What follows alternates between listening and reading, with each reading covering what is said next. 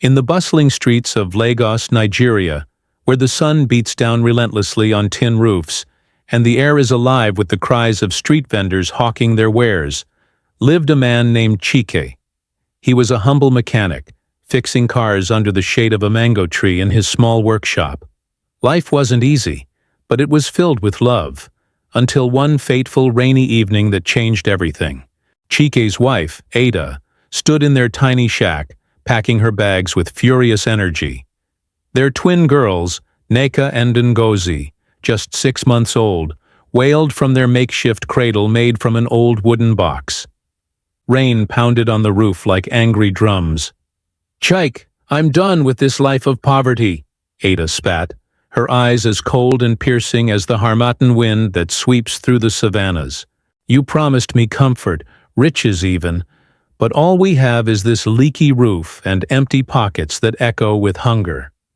Chike dropped to his knees, his calloused hands clasped in desperation. Rainwater dripped from the ceiling, mirroring the tears in his eyes. "Ada, please, think of our daughters. Neka and Ngozi need their mother. I'll find better work. I swear by my ancestors and the spirits of the land."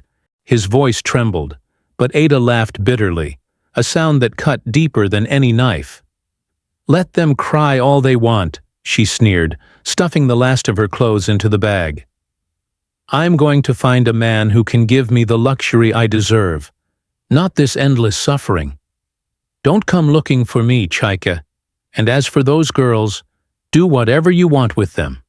I don't care if they live or die." With those cruel words hanging in the air like smoke from a dying fire, she slung the bag over her shoulder and stormed out into the storm, the door slamming shut behind her like thunder. Heartbroken and alone, Chike scooped up his crying daughters, cradling them close to his chest.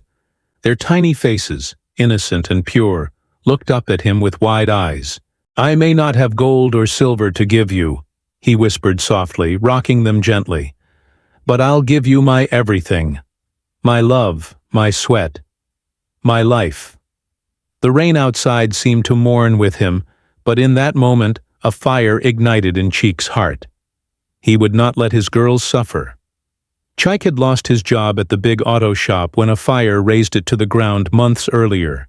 Money was scarce, food even scarcer. But there was no time for self-pity. Each dawn he strapped the twins to his back with a colorful Ankara wrapper, the kind woven by village women with stories in every thread. He borrowed a rickety cart from a friend and pushed it through the chaotic Lagos markets, hauling heavy loads of yams, fabrics, and whatever else people needed carried, for just a few naira. Passers-by stared at the sight. A strong man with 2 babies bouncing on his back, sweat pouring down his face. Some looked on with pity, murmuring prayers under their breath. Others were less kind. "Lazy fool," one market woman jeered loudly, her voice carrying over the din. "Abandoning his wife and now parading these children like beggars." Her words stung like bees, but Chike ignored them. He focused on the small joys. The way Neka giggled when he bought them a spoonful of pap from his meager earnings, or how Ngozi's tiny hand gripped his finger. One day, as the sun climbed high, an elderly neighbor named Auntie Ifeoma noticed his daily struggle. She was a widow with a kind heart, her face etched with the lines of a life well lived. "Chike, my son," she called out from her doorstep, "let me watch over the little ones while you work. The sun is too harsh for their tender skin." Grateful beyond words, Chike handed them over with a bow of thanks. Auntie Ifeoma became their surrogate grandmother, singing ancient Igbo lullabies that spoke of rivers and ancestors, teaching them proverbs that would guide them through life. Years flowed by like the mighty Niger River, steady and unrelenting.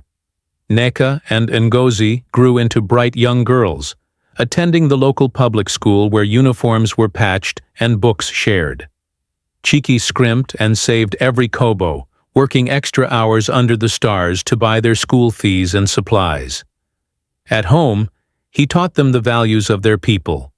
"The palm tree bends in the wind, but never breaks," he'd say, his voice firm yet loving. You must be resilient, my daughters. At 18, the twins shone like stars in the night sky. They aced their WAEC exams with scores that made the whole neighborhood buzz. Neka dreamed of computer science, and Ngozi of business administration. Admission letters arrived from the university, but tuition fees loomed like an insurmountable mountain. Chike, now with gray streaking his hair, sold his faithful cart and begged loans from distant relatives, but it wasn't enough. His heart ached as he confessed to his girls, "I have failed you," but Neka and Ngozi hugged him tight. "Papa, you've given us the world," Neka said. "We'll defer our admissions and work to help." They found jobs at a small tech firm in Ikeja, inputting data during the day and hunkering down at night to study coding tutorials on a borrowed computer. Auntie Ifeoma cheered them on, her frail hands clapping with pride. One evening, as rain pattered outside, just like the night their mother left, Neka had a spark of inspiration while tinkering with an old laptop Chiki had salvaged from the junkyard. "Ngozi," she exclaimed, "what if we build an app for farmers? Something to predict weather patterns, connect them to buyers, and track crops using the AI we've been learning about." Their eyes lit up. Drawing from their family's lost farm, ruined by unpredictable droughts, they poured their souls into coding. They worked tirelessly, fingers flying over keys in the dim light of kerosene lamps. AgroLink, they called it, launching it for free from a bustling cyber cafe. Word spread through villages like wildfire in dry grass. Farmers praised it for boosting their yields. Buyers flocked to fair deals. Soon, at a tech fair in Abuja, a sharp-eyed venture capitalist spotted their demo. "This could change Africa," he said, investing seed money that turned their dream into reality. Within 2 years, AgroLink exploded across borders. It integrated blockchain for secure payments and even drone technology for soil analysis, revolutionizing agriculture in West Africa. Partnerships with global giants like Google and the African Development Bank poured in. Neka and Ngozi, now CEOs of a booming startup, expanded to Kenya and Ghana, employing thousands and lifting communities out of poverty. Their net worth climbed into the billions. Forbes hailed them as Africa's tech twins. They built a sprawling mansion on Banana Island for Chike, with lush gardens blooming with hibiscus, and a library filled with books on Igbo history. Auntie Ifeoma lived in luxury in her renovated home. Her every need met, medical bills paid without a second thought. Chike, retired at last, spent his days telling stories to neighborhood children, his wheelbarrow a relic in the corner. Meanwhile, Ada had chased fleeting wealth through 3 failed marriages to oil tycoons in Abuja. Now broke and alone in a rundown flat, she scrolled through social media one idle afternoon. Her heart stopped at the headlines, "Nigerian twins turn farming app into billion-dollar empire." Photos showed Neka and Ngozi at glittering galas, Cheek beaming proudly beside them in a fine agbada. Regret washed over her like a tidal wave. Unaware of the destiny she had abandoned, Ada tracked them down to their sleek Lagos office. She appeared at the reception, her once vibrant makeup now hiding lines of hardship. "My daughters, I was so wrong. Please forgive a foolish mother," she pleaded, voice cracking. Neka's eyes flashed with old pain. "You left us like discarded Gary, Mama. Papa raised us with love that money can't buy." Ngozi, ever the gentler one, added softly, "We've forgiven you in our hearts, but trust must be earned. Start here, as a consultant for our charity arm, helping abandoned mothers like you once were." Ada nodded, humbled to her core. Chiki, with his kind spirit unbroken, welcomed her cautiously back into the fold. "Life is a circle, Ada," he said wisely. "We've journeyed far without you, but perhaps the ancestors mean for us to heal now." The twins' lives blossomed further. In a lavish ceremony that blended ancient Igbo traditions, kola nut blessings, and masquerade dances, with modern elegance, Neka married a brilliant software engineer, and Ngozi wed an innovative entrepreneur. Chiki walked them down the aisle, his chest swelling with pride. tears of joy streaming down his weathered cheeks. Auntie Ifeoma, adorned as the godmother, blessed them with words from the elders. May your wealth flow endless as the Sahara's sands, but your hearts remain fertile as the Niger Delta. The celebration echoed through Lagos, a testament to triumph over adversity. Today, Nneka and Ngozi's empire touches millions, proving that from the seeds of abandonment can bloom unbreakable strength and prosperity.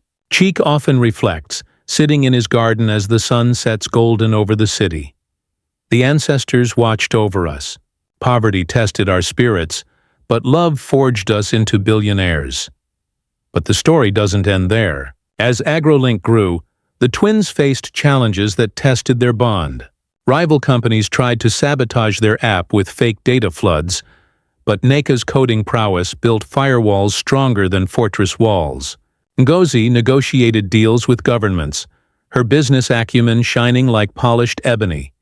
They gave back generously, scholarships for rural girls, tech hubs in villages, and sustainable farming workshops. One day, a young farmer from their old neighborhood approached them. "Your app saved my harvest," he said, eyes shining. "Now I can send my children to school." Moments like these reminded them of their roots. Ada, working in the charity, slowly rebuilt her life. She organized support groups for single mothers, drawing from her regrets to guide others. "I lost my family once," she'd share. "Don't make my mistakes." Over time, tentative bridges formed, family dinners where laughter replaced silence.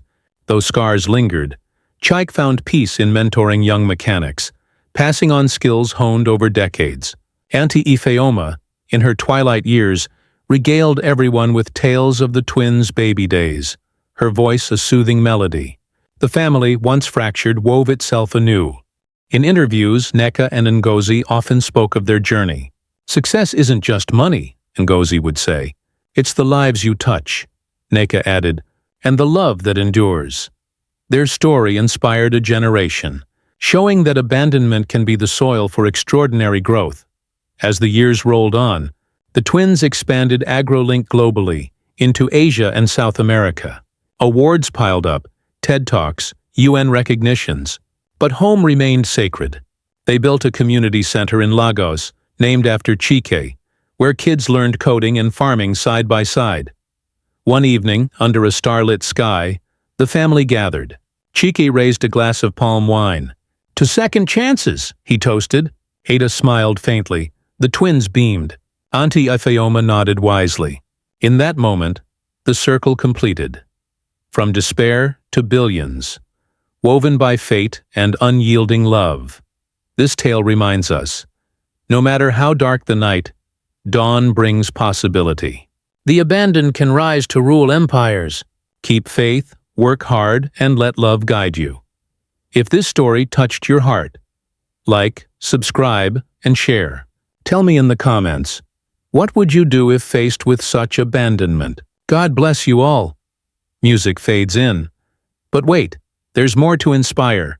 Imagine the twins' first investor meeting, nerves like electric wires, but their passion won the day. Or the day they hit their first 1,000,000 users, celebrations with akara and jollof rice. Challenges came too. A cyber attack that nearly crashed everything. But with team spirit and late nights, they prevailed. It's proof that unity conquers all. Today, Nneka and Ngozi mentor young entrepreneurs, especially women. Believe in your ideas, they advise. The world needs your innovation. As we wrap up, remember Chike's words. Love makes billionaires. Thanks for watching this 15-minute tale of triumph. Hit that bell for more inspiring African stories. Peace out.